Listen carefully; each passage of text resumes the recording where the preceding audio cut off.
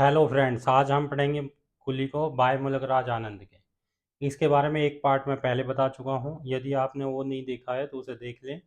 और इसमें मैं बाकी की तीन फेसों के बारे में बताऊंगा। चलिए स्टार्ट करते हैं। कुली बाय मुलकराज आनंद। तो पहली फेस जो है हम पहले एक वीडियो में बता चुके हैं, उसकी जो लिंक है डिस्क्रिप्शन में मिल जाएगी आपको, वो देख लें। अब हम नेक्स्ट फेस को देखेंगे। तो नेक्स्ट फेस है दौलतपुर। दौलतपुर के जो मेन करेक्टर है उनके बारे में देखेंगे। सबसे पहले सेठ परवदयाल है, उसके बाद प्रभाती है उसकी वाइफ, गणपत है, सेठ सर टॉडरमल है, लेडी टॉडरमल है, और एडवर्ड मार्जोरी बैंक्स है। साथ में क्या है, कुछ छोटे करेक्टर हैं, महाराजा बांगा और तुलसी। तो इस फेज के बारे में डिटेल में मैं बताता हूँ। आपको मैंने पहले बताया था कि जो आपका मुन्नू है वो आपका नाथूराम के यहाँ से भाग जाता है, क्योंकि नाथूराम के वहाँ वो डोमेस्टिक वर्कर कर रहा था। तो वहाँ से वो भाग जाता तंग होकर। तो वो एक रेलवे स्टेशन पर जाता है और ट्रेन में बैठ जाता है। उसके पास कोई टिकट नहीं होती, लेकिन ट्रेन में उसकी मुलाकात सेठ परवदयाल से होती है, जो कि एक काइंड आदमी है, दयालु आदमी है, और एक प्रीकल फैक्ट्री चलाते हैं, अचार की फैक्ट्री चलाते हैं। तो सेठ परवदयाल उसे अपने साथ ले आते हैं दौलतपुर, और यहाँ पर क्या है, अचार के काम में मुन्नू लग जाता है। तो मुन्नू का काम जो महाराजा बांगा और तुलसी के साथ क्या है, अचार की डिलीवरी करना होता है। अचार को अलग अलग लोगों तक पहुँचाना होता था। तो यहाँ पर मुन्नू की अच्छी कट रही थी, क्योंकि सेठ परवदयाल क्या है, बहुत अच्छे इंसान थे। उनकी वाइफ जो प्रभाती है वो भी बहुत अच्छी थी। लेकिन उनका जो पार्टनर था गणपत, वो बहुत ही मीन किस्म का आदमी था। गणपत हमेशा क्या है, अपना चालाकी भरा दिमाग चलाता रहता था। वो है अदर जो वर्कर्स होते हैं, महाराजा या बांगा, तुलसी, उनसे क्या है, लड़ता रहता था, झगड़ता रहता था। साथ में स्टूडेंट यहाँ पर एक घटना होती है कि जो सर टॉडरमल है उनकी लड़ाई सेठ परवदयाल से हो जाती है। परवदयाल ने हालांकि टॉडरमल से कर्जा भी लिया हुआ है। तो जो सेठ परवदयाल की फैक्ट्री होती है उनमें से जो धुआं निकलता है, उसके कारण उनकी जो वाइफ है लेडी टॉडरमल, वो सेठ परवदयाल से लड़ाई कर देती है, क्योंकि ये एक फाउल माउथ और अनमैनर्ड वुमेन है, यानी कि एक झगड़ालू किस्म की औरत है स्टूडेंट। तो जब ये सेठ परवदयाल से लड़ने लगती है, तो ये क्या है, आपका कंप्लेंट कर दी जाती है। एक इंग्लिश ऑफिसर वहाँ पर फिर विजिट पे आता है। तो ये इंग्लिश अफसर कौन होता है, डॉक्टर एडवर्ड मार्जोरी बैंक होता है, जो क्या है, प्रिकल फैक्ट्री की जांच पड़ताल के लिए विजिट पे आता है। लेकिन जब ये आता है तो यहाँ की हालात बहुत ख़राब होती है, क्योंकि तंग गलियाँ होती हैं, अचार के कारण बदबू भी होती है, साथ में क्या है, कोई साफ़ सफाई नहीं होती है। लेकिन स्टूडेंट यहाँ पर क्या है, सेठ परवदयाल लेडी टॉडरमल को उपहार के रूप में प्रिकल्स वगैरह भेज देता है। तो जिससे क्या है, ये मामला शांत हो जाता है और इसके ऊपर कोई कार्रवाई नहीं होती है। लेकिन स्टूडेंट यहाँ गणपत उनके साथ धोखा करता है।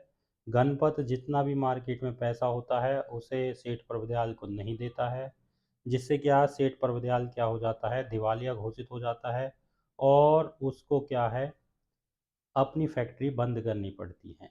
यहाँ पर गणपत क्या है, डरा धमकाकर महाराजा और बांगा दोनों को अपनी ओर कर लेता है, जिससे क्या है, वो गणपत के फेवर में ही बोलते हैं। लेकिन स्टूडेंट तुलसी और मुन्नू क्या है, क्योंकि वो जानते थे कि गणपत क्या है, एक धोखा दे रहा है और निकम्मा आदमी है, तो वो सेठ परवदयाल के क्या है, पैसे को लौटाने के कारण वो सोचते हैं कि हम क्या है, सेठ परवदयाल का क्या करेंगे, पैसे को, कर्जे को क्या करेंगे, कमा कर लौटा देंगे, और सेठ परवदयाल अपने गांव नहीं जाएगा। तो इसके लिए वो काम करना चाहते हैं, और वो क्या है, आपका मजदूरी करने के लिए बाज़ार में जाते हैं। लेकिन वहाँ कोई मजदूरी नहीं मिलती, क्योंकि बहुत भीड़ होती है, वर्कर्स बहुत होते हैं, और वो इतना पैसा नहीं कमा पाते कि परवदयाल का कर्जा लौटा सकें। दुर्भाग्यपूर्ण परवदयाल को क्या है, अपने गांव जाना पड़ता है और फैक्ट्री बंद हो जाती है। गणपत अपना अलग बिजनेस कर लेता है, और जिससे क्या है मुन्नू और तुलसी दोबारा क्या है रोड पर आ जाते हैं।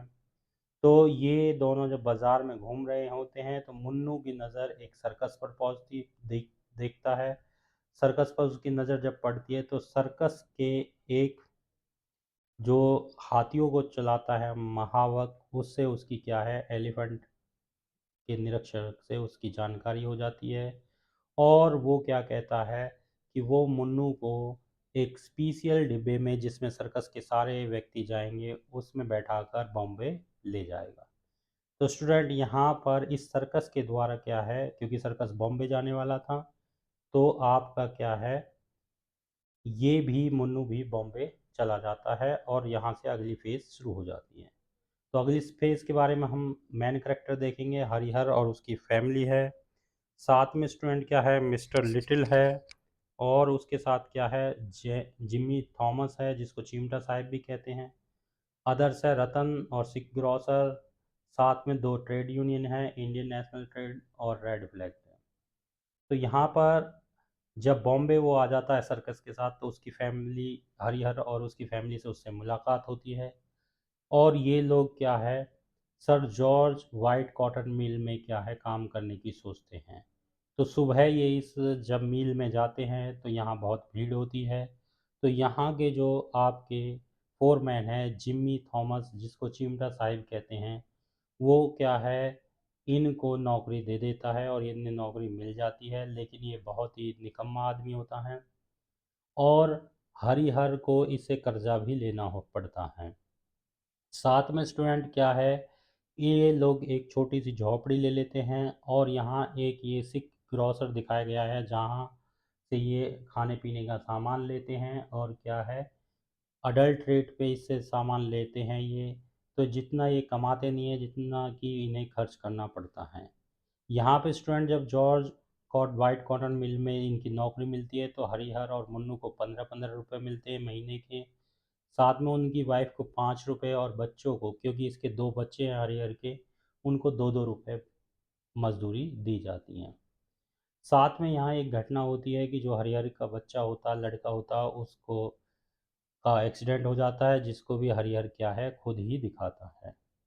साथ में एक दिन क्या है यहाँ बारिश के कारण इनके घर में झोपड़ी में पूरी तरह से पानी भर जाता है और जिससे क्या है खाने पीने की सारी सब चीज़ें खराब हो जाती हैं।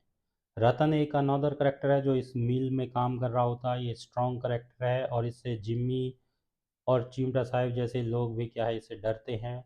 साथ में क्या है रतन इन्हें एक चाल में ले जाता है जहाँ ये चाल में रहने लगते हैं। लेकिन कुछ दिन बाद क्या है स्टूडेंट रतन को नौकरी से sir George white cotton mill से निकाल दिया जाता है। तो यहाँ दो ट्रेड यूनियन है, एक इंडियन नेशनल ट्रेड और एक रेड फ्लैग ट्रेड।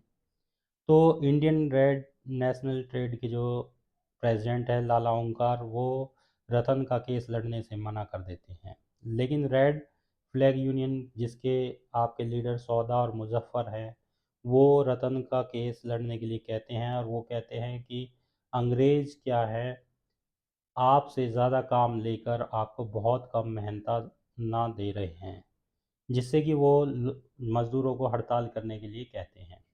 साथ में यहाँ जो मैनेजर होता है मिस्टर लिटल मैनेजर, वो ये अनाउंस कर देते हैं कि अब फैक्ट्री में काम बहुत कम है और क्या है सप्ते में 2 दिन ही काम चलेगा। तो इससे और यानी कि मज़दूरों की हालात ख़राब हो जाती है और मज़दूर क्या है हड़ताल पर चले जाते हैं। तो यहाँ जब हड़ताल होती है स्टूडेंट तो हड़ताल के कारण क्या है सभी लोग हड़ताल पे बैठ जाते हैं, लेकिन तभी क्या है एक धार्मिक दंगा छिड़ जाता है कि ये अफवाह उड़ जाती है कि पठान जो हैं हिंदू बच्चों को उठाकर लेके जा रहे हैं, जिससे कि हिंदू मुस्लिम एक झगड़ा छिड़ जाता है और जिससे क्या है मुन्नू हरिहर और उसकी फैमिली से बिछड़ जाता है। साथ में मुन्नू का क्या है स्टूडेंट यहाँ एक्सीडेंट हो जाता है और एक्सीडेंट किसके साथ होता है मिस मैन बैरिंग की जो कार होती है उसके साथ इसका झगड़ा हो जाता है और मैन बैरिंग इसे क्या है बॉम्बे से शिमला की तरफ ले जाती हैं। तो स्टूडेंट यहाँ से फिर अगली फ़ेज़ चलती है। तो अगली फ़ेज़ को हम पढ़ेंगे। अगली फ़ेज़ शिमला फ़ेज़ है जिसका main character miss man bearing है, जिसकी कार से क्या है मुन्नू का एक्सीडेंट होता है और उसे क्या है वो शिमला ले आती है। मिस मैनबेरिंग की पहले 2 शादी हो चुकी है, अब तीसरी शादी है। साथ में क्या है स्टूडेंट शिमला में मुन्नू क्या है रिक्शा पुलिंग का काम करने लगता है। यहाँ एक और करेक्टर दिखाया गया है मोहन। मोहन के एक रिक्शा पुलर है, यानी कि वो भी रिक्शा चलाता है, लेकिन उसके बारे में दूसरे जो रिक्शा पुलर है वो अलग अलग कहते हैं।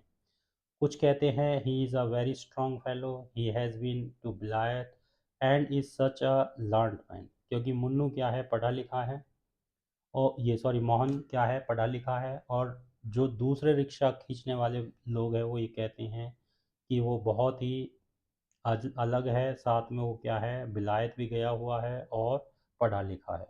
कुछ लोग जो क्या है वो ये कहते हैं he comes from high class, कि वो क्या है उच्च क्लास से आता है। He had an easy life in his childhood, यानी कि बचपन में उसका जीवन क्या है बहुत आनंद पूर्वक गुजरा है, और अब वो अपने ही सिंस के कारण क्या है यहाँ रिक्शा पुलिंग कर रहा है। तो स्टूडेंट मुन्नू और मोहन की अच्छी दोस्ती होती है, और मुन्नू भी क्या है रिक्शा पुलिंग कर रहा होता है, लेकिन मुन्नू क्या है रिक्शा पुलिंग करते करते क्या है बीमार पड़ जाता है और उसे ट्यूबरोक्लोसिस हो जाती है, लेकिन मजबूरी के कारण वो क्या है काम करता है। मोहन दूसरे जो रिक्शा पुलर और मुन्नू सबको समझाता है और वो कहता है go back to your land man, यानी कि तुम अपने गांव चले जाओ। That is my advice to you, यानी कि तुम सबसे को मेरी ये एडवाइस है सलाह है। Go and work on your land, कि तुम अपने ही गांव में काम करो, क्योंकि शहरों में तुम्हारे लिए कुछ नहीं रखा। लेकिन कोई भी उसकी एडवाइस नहीं मानता है, और स्टूडेंट मुन्नू की हालात दिन पे दिन और ख़राब हो जाती है, और लास्ट में क्या है मुन्नू का अंत समय आना नज़दीक हो जाता है। तो यहाँ पे जब मुन्नू मरता है तो यहाँ कुछ सेंटेंस दिखाए गए हैं मोहन उसके बारे में। तो मोहन उसे एडवाइस करता है all right Munnu brother you are a brave lad, Munnu तुम ठीक हो जाओगे, तुम एक बहादुर बच्चे हो। साथ में Mohan assured him. Munnu clutched at Mohan's hand and felt warm blood in his veins like a tide reach out to the distance to which it had never gone before। यानी कि मुन्नू क्या है मोहन के हाथों में सिमटता हुआ चला जाता है, तो और वह उसके जो गर्म खून है उसको उसकी नसों के अंदर बह रहा हो जो होता है एक टाइड की तरह, यानी कि उसको महसूस कर पाता है। But in the early hours of unreal white night he passed away, परंतु एक रात्रि को क्या है मुन्नू की मौत हो जाती है। The tide of his way having reached back to the deeps, और उसकी जो टाइड है यानी कि उसकी नब्ज़ है, टाइड यहाँ पर नब्ज़ के लिए कहा गया है कि वो इतनी गहराई में पहुँच जाती हैं कि दोबारा क्या है उन्हें आना मुश्किल हो जाता है, क्योंकि स्टूडेंट यहाँ पर जो उसकी नब्ज़ हैं वो बिल्कुल बंद हो जाती हैं। तो इस तरह मुन्नू क्या है लास्ट में काम करता हुआ ही और एक दरिद्रता यानी गरीबी की ज़िंदगी में पूरी तरह से मर जाता है स्टूडेंट। उसकी तरफ किसी ने भी नहीं ध्यान दिया, और हर जगह उसका क्या है शोषण शोषण ही हुआ था। तो स्टूडेंट इसके बारे में एक वीडियो मैंने पहले बताई थी जिसमें मैंने पहले 2 पार्ट बताए थे, और ये 3 पार्ट इसमें बताए हैं। ये तीनों फेज़ भी इम्पोर्टेंट हैं, और मैंने ज़्यादा से ज़्यादा बताने की कोशिश की है, लेकिन सारा नॉवल क्या है 20 मिनट की वीडियो में नहीं कवर हो सकता, फिर भी इससे बहुत हेल्प मिलेगी। वीडियो पसंद आई हो तो लाइक करें, शेयर करें, सब्सक्राइब करें। Thank you student.